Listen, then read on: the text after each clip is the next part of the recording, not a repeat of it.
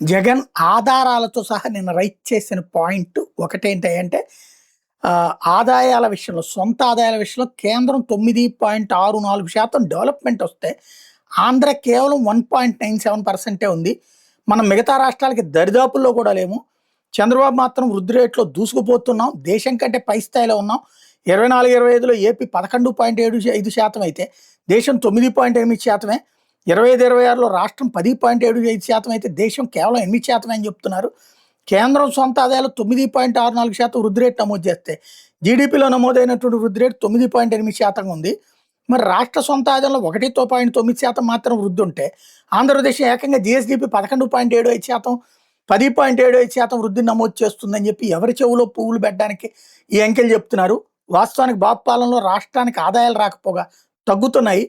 రాష్ట్రానికి రావాల్సిన ఆదాయాలు పక్కదోవ బట్టి బాబు జేబులోకి, ఆయన ఎమ్మెల్యేలు బినామీల జేబుల్లోకి పోతున్నాయి. రాష్ట్రంలో దోచుకో, పంచుకో, తినుకో నడుస్తోంది.